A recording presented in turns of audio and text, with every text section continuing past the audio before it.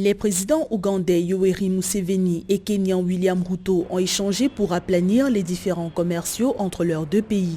Les homologues, le 13 août 2023 à Entebbe, se sont entretenus au sujet de la suspension des importations de lait de l'Ouganda vers le Kenya. Début août 2023, l'État kenyan a enjoint son voisin ougandais à respecter la réglementation sur le commerce transfrontalier de la communauté d'Afrique de l'Est. Le Kenya reproche à l'Ouganda d'avoir exporté sur son sol du lait qui n'est pas produit localement.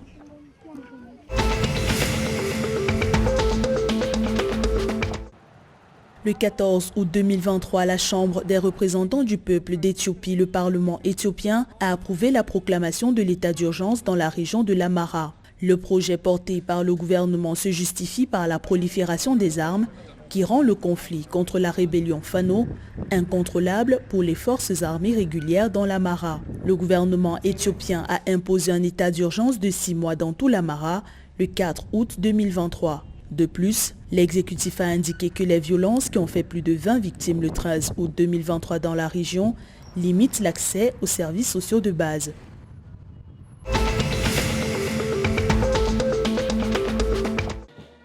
Après 2 mois d'attente, le président Salva Kiir a promulgué la loi de finances 2023-2024 du Soudan du Sud le 14 août 2023. Le budget national s'élève à 16,2 milliards de dollars, soit une hausse de 33% par rapport à 2022-2023. Le budget 2023-2024, adopté au Parlement le 11 août 2023 malgré un boycott de l'opposition, vise à stimuler la reprise économique grâce à des mesures de réforme budgétaires, monétaires et structurelles viables.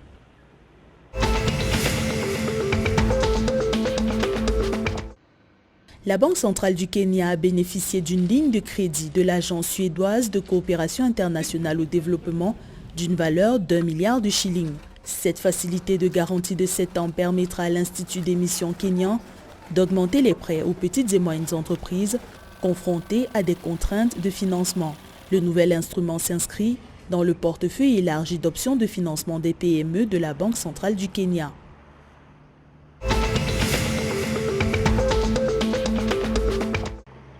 L'indice des prix à la consommation s'est fixé à 11,9% en juillet 2023 au Rwanda. Selon des données de l'Institut national des statistiques du Rwanda, l'inflation a connu une décélération par rapport à 13,7% enregistrée en juin 2023 et une moyenne de 20% en 2022. La Banque centrale du Rwanda projette une poursuite de la tendance baissière de l'inflation et son alignement sur la fourchette cible de 2% à 8% d'ici fin 2023.